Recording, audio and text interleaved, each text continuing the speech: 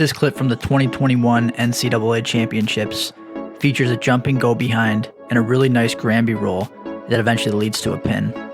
Let's take a look.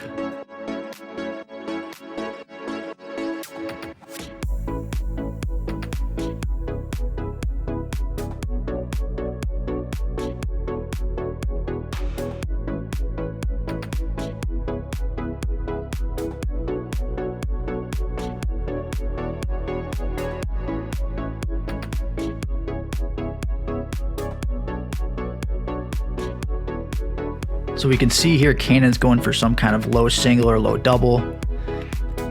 McGee kicks his legs back. And here he's just going to straight up jump over Cannon to get to the go behind here. And you can see Cannon actually almost, right there you can see, he actually gets a hold of the leg here, but it's not enough. McGee's just going to kind of go through it, and he comes out the other end with the go behind, so he's got a takedown here. So just one more time on that, jumps over, gets the takedown. So Cannon does a really good job, gets to both feet quickly here. So right away he's looking for hand control, he's looking to peel the hands and escape this position. And now he's gonna do what looks like a standing switch here. So really the sit out component of this I think is the most important. So you can see how Cannon sits to his right hip.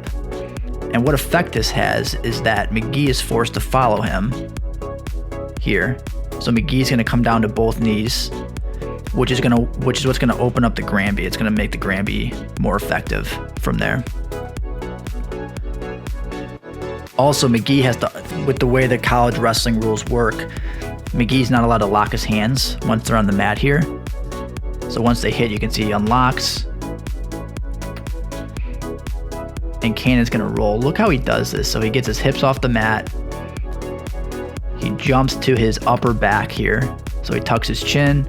You can really see how he's driving off of his right leg in particular to get extra momentum here. So he's gonna kick his hips up. You can see like the little hip pop here.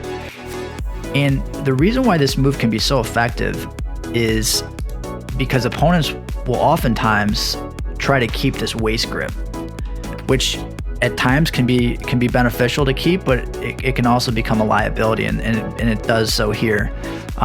Some of you saw the hip over video I recently did. Think of this as, it's basically a hip over. The angle's a little bit different. It's kind of like backwards from what the hip over was, but it's the same idea of getting the hips into that armpit space here.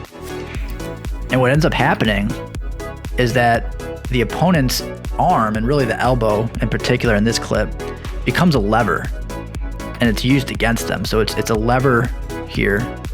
You can really see how the elbow is being controlled by the hips here.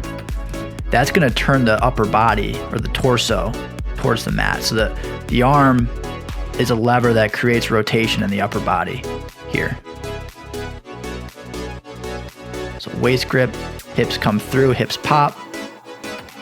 And you can see how McGee actually does a good job. I mean, he gets to his elbow here, which prevents him from falling to his right side immediately or falling to his right hip straight away.